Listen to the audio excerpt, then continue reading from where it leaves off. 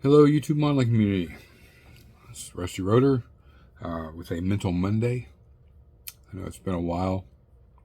And it takes a while, guys. I mean, you got to remember where I had one every Monday. That was from build up from years past. So now that we're kind of gotten through those, it takes a while to gather a lot of, I guess, things that relate to it or whatever. But this topic is body work. Quick backstory. I do have a little experience in body work. Not so much on real cars, but other things that require it. For example, like I worked for an ice company for a while, and I worked in what they call their body shop, and we basically just repaired the ice chests that hold the bags of ice. There's like 2 or 3 different sizes of those, and some of them come in like they'd been through a tornado. I mean, some of them had literally been through a tornado. And that was our job, was to repair them, weld metal in if it needed it, bondo it, sand it down, repaint it, put new decals on it so it can get right back out and have ice put in it. It's kind of like anything else. It's a money maker. It needs to be done in a timely fashion. But those weren't precise like you would do on a real car. I have done some body work on real cars. Nothing to make me say that I'm a pro at it. I'm okay at it, I guess is the word to say. But, that experience you can incorporate into your models. So it does help if you got a little of that background. Not every model that you build will require, those techniques and everything that goes along with it. But you will come across one that maybe you want to do, or a replica you want to build, or it's just a horrible kit and you got to do a lot of work to it to get it to look good. Knowing the steps are crucial. First, we'll talk about the actual item, some ways you can go about that. Then we'll get into the tools that I use, and that'll probably pretty much do it for this. I'm going to try to make this as fast as possible. As you know, I'm building the Mercedes-Benz 300 SL Fat Boy. Got the wide body kit on it. So our first stage was like anything else. Find the body lines, any sink marks or anything like that, and identify them with a permanent marker or whatever you choose to use. You sand the body down to get rid of that until there's no marker left. The next would be, in this case, was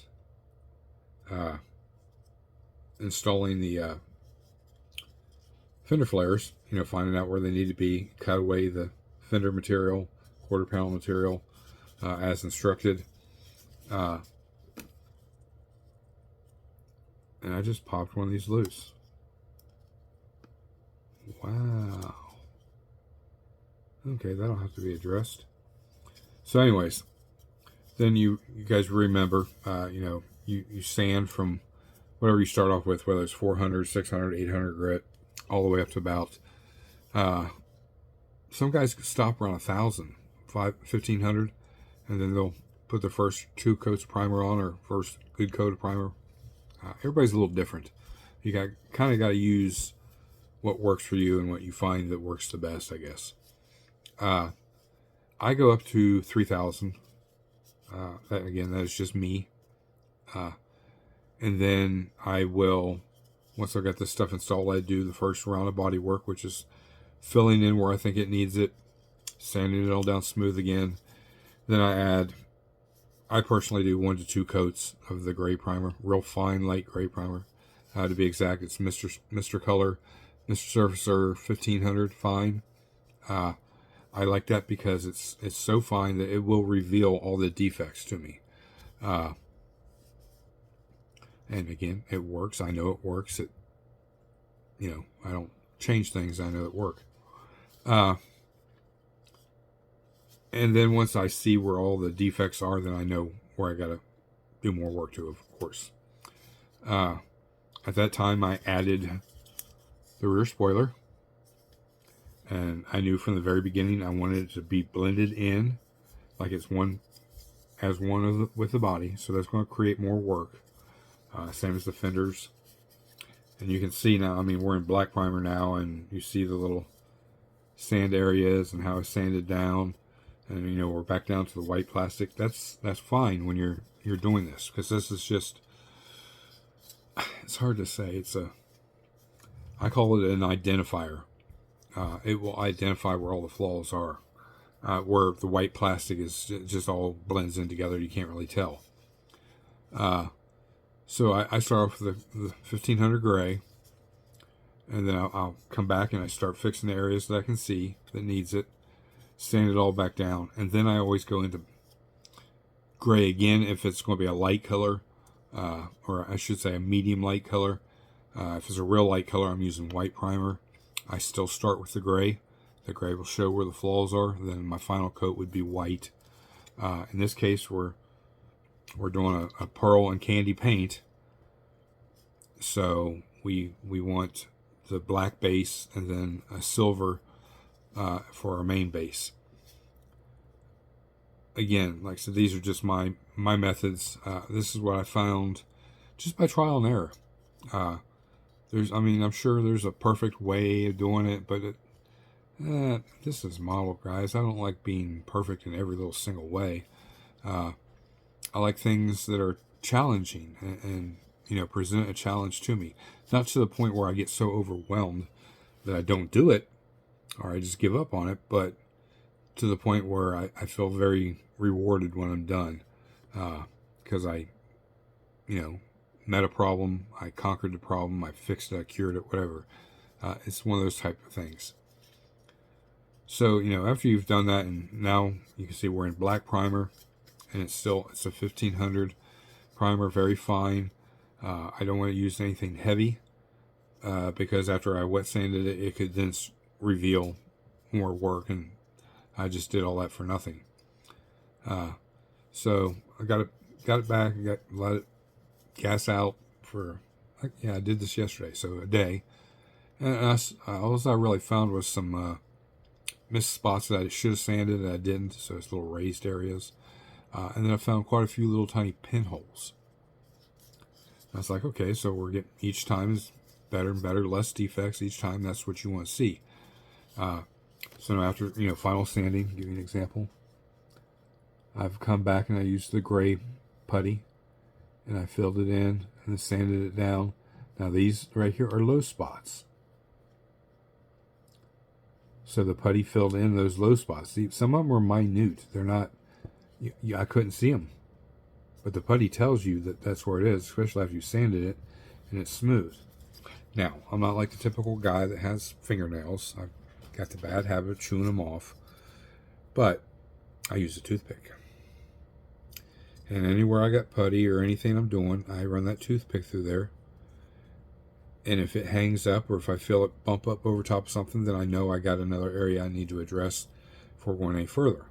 So I work on this area first, then I'll move to this area, and so on and so forth. I don't jump all over the table. I concentrate on, if the one area takes me all day long to do, it's just what it is. But we got it all smooth. And I mean, you can see even the resin fender showed through, so that's smooth. It transitions to all the primer, and that's smooth. You can see, you know, these were the low spots. Even some of them I didn't even see. So I know, and that's baby smooth all the way through there. Now I'll prime it again, and if there's something I missed, it'll show up again, and I just keep addressing it until, you know, the final coat of primer. I look at it and there's nothing on there, then I'm good. I wet sand the body down, and I'm ready for color. And I've already gone over the whole body and sanded it down. You can see where I kind of burned through a little bit right on top of the headlights, or the top of the fenders here. I found a couple little areas in here. You can see I've sanded that all down. That's all smooth now. Some were, you know, just teeny tiny little imperfections. And it's not really, it's my imperfections. It's not the model's imperfections. It's imperfections I created by adding putty and all that. So, you just got to be mindful of what was a defect in the model I didn't see, or it's a defect that you or I created in the process. But that's what I'm doing now. It's all my imperfections. I'm trying to go back and correct each one. So the next time I prime, hopefully, I don't have any more and I'm good. If there are there, then I address them and keep repeating. So you guys can kind of see that. Everything you see now here is fill.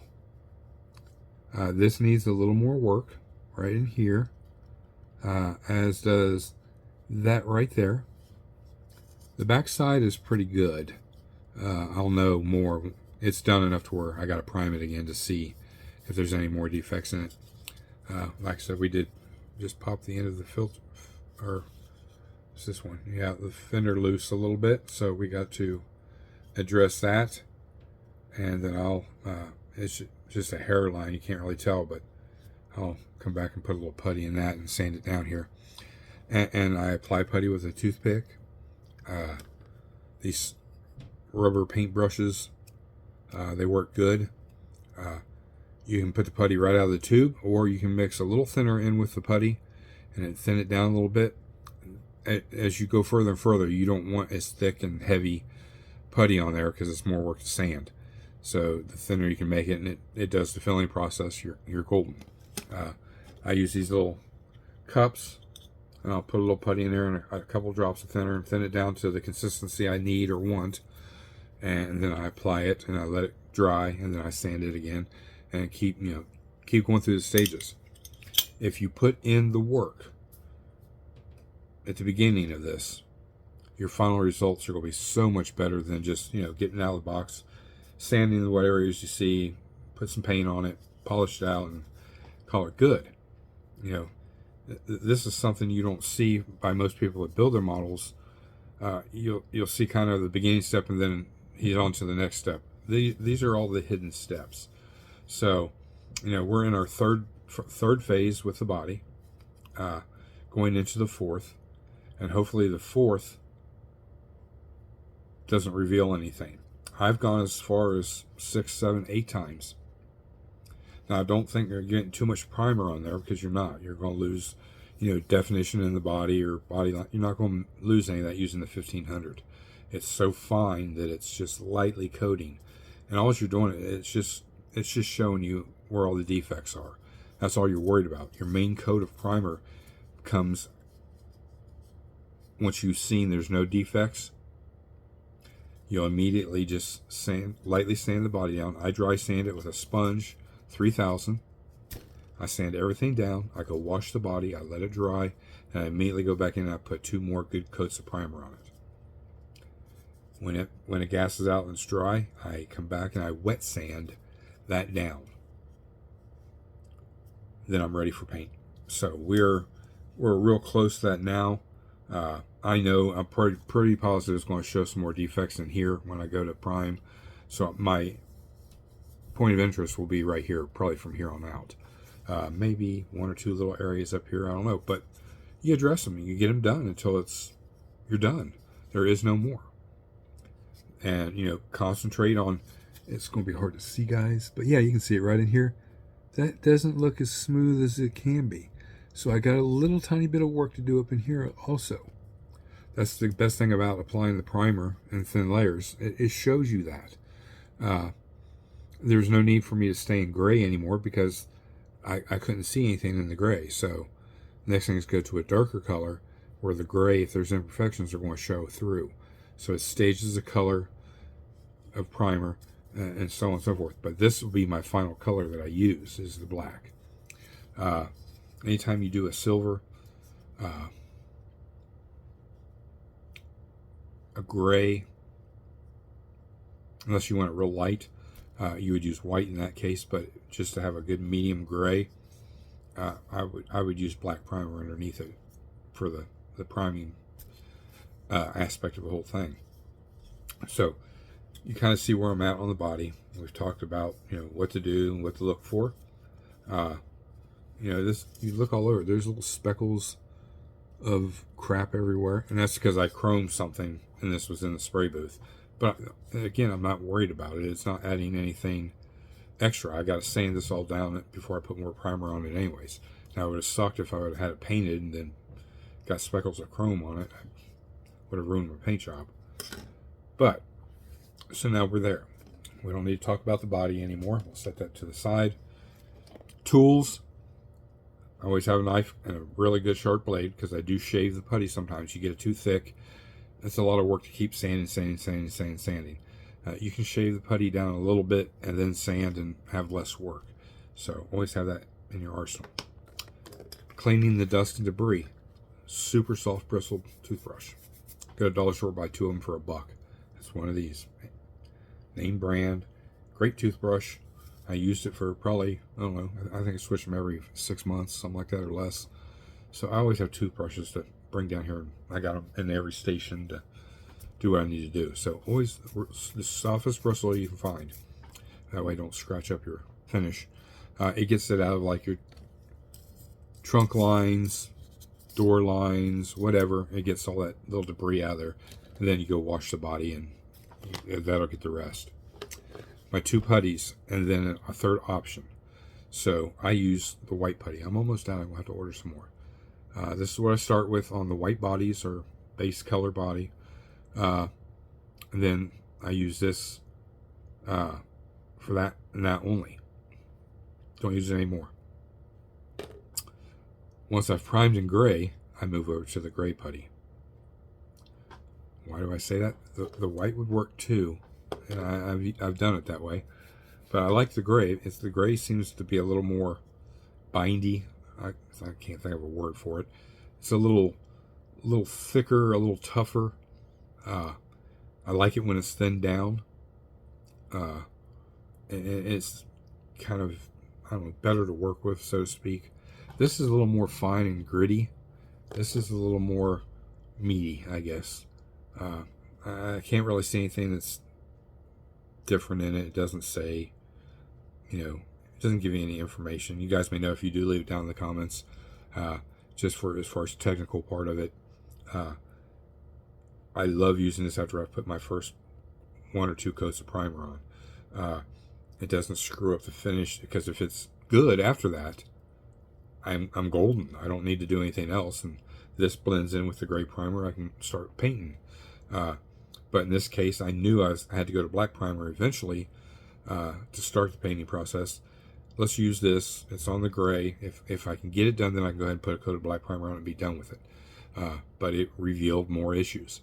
So, again, I sand down, and I find, the different areas of gray.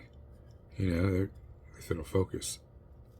This little, right where it meets the fender here, that's that gray putty. This out here is gray primer and then white plastic. Up here, same way, the little specks of gray are the putty. And then the primer and bare plastic, and then bare, liquid resin fenders from a 3D printer.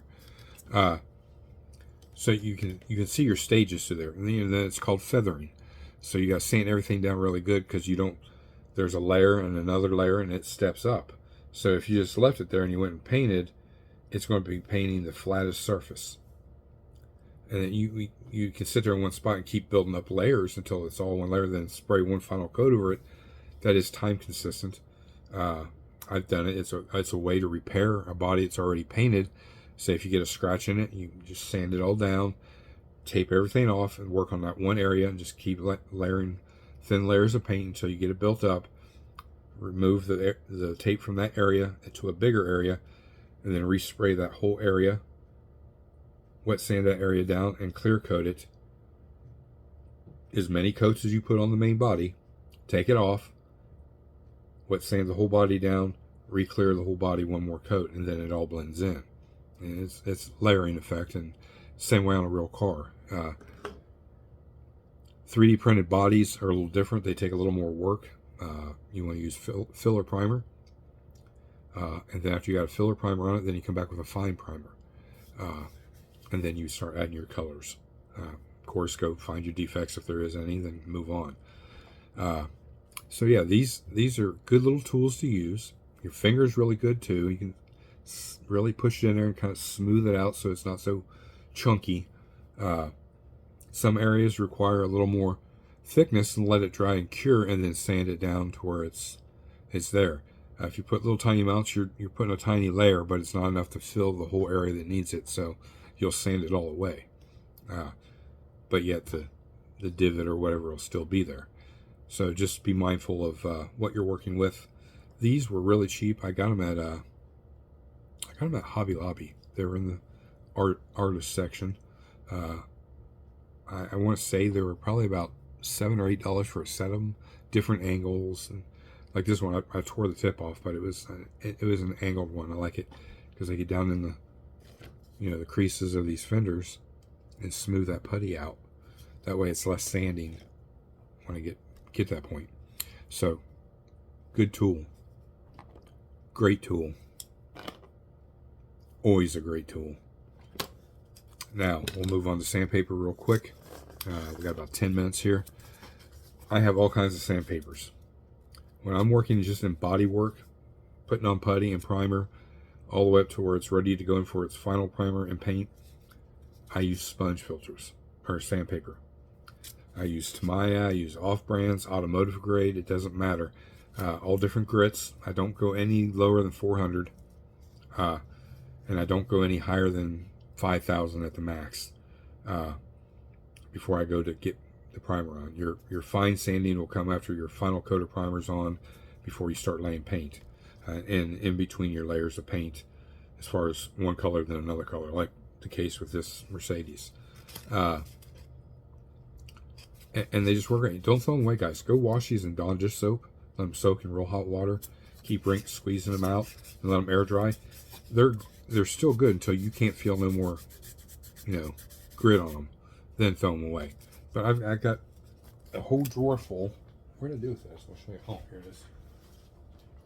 This whole big drawer is just filled with sanding sticks, sponges, sandpaper, all different grits, from 120 all the way up to 12,000. I save every bit of it.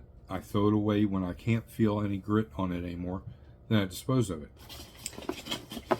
And when I get low on certain kinds, I reorder. Like, falling on a budget, I buy in bulk. That's a lifetime supply. I go from, what I said it was, goes from 120 grit up to 10,000. I think that's what this is. Pull it out here and we'll see. And it's in order. That's 7,000. I've already gotten the 10,000 out of here.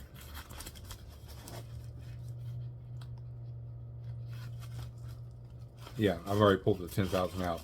I think you get like 4 or 6 or 8 of each sheet.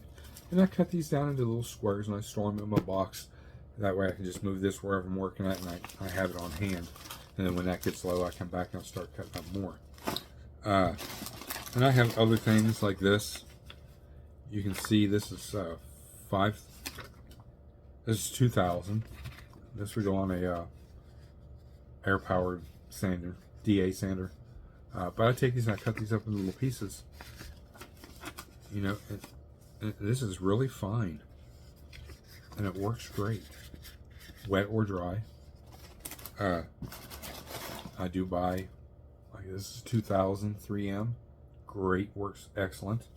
I get these at the hardware store sometimes, and they have a sale on them for like $2 or $3 for 10 pieces. You cut that up into little squares, it lasts forever. But I throw all my other pieces in here. So just recently I've been adding like this. I kind of keep this on hand. Anytime I need to sand down a little piece, I have different grits and whatnot in here. And if I have to wet sand something real quick, I always have 3,000, 5,000, whatever in here. It's just handy.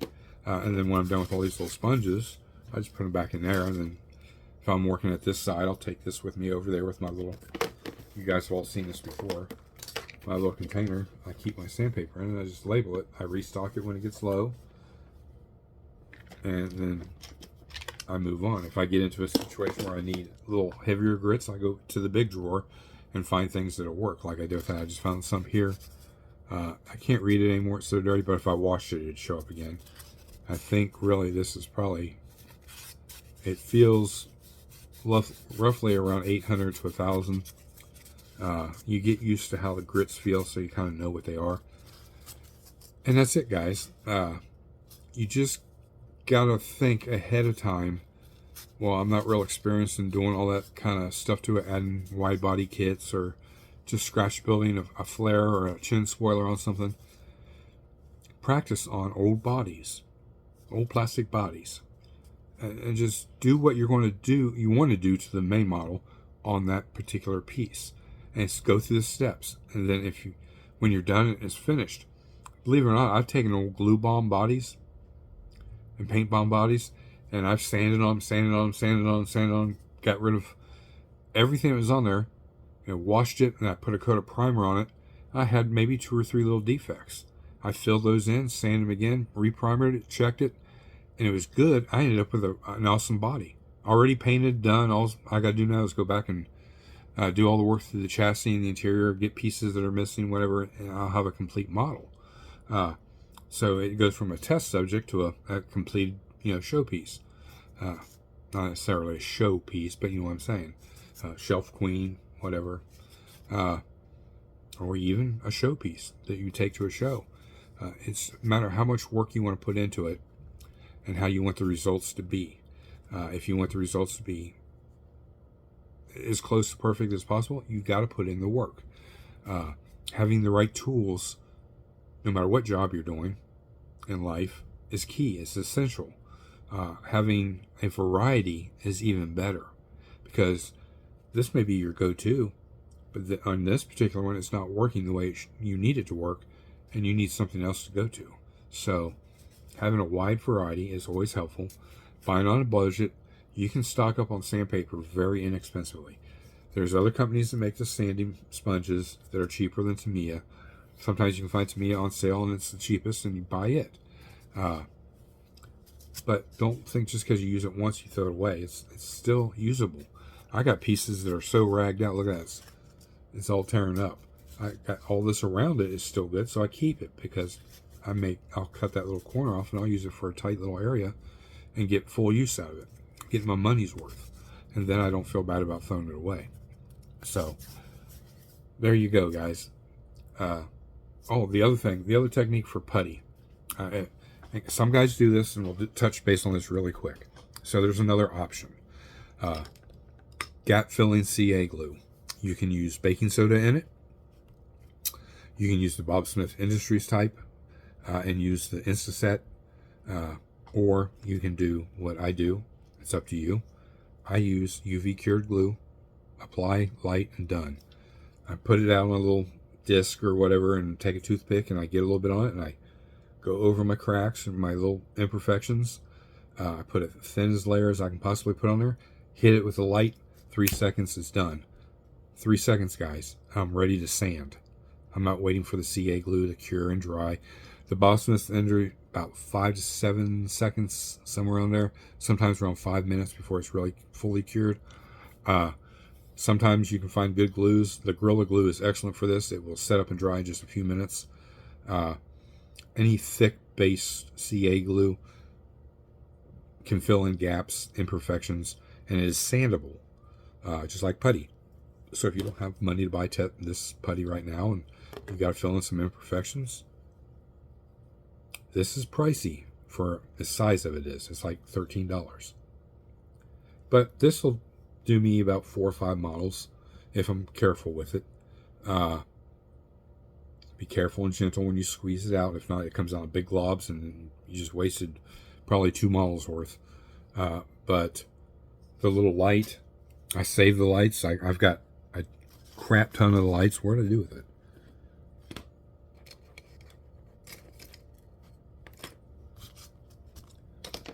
Anywho's, oh, there it is. Back to the back cave.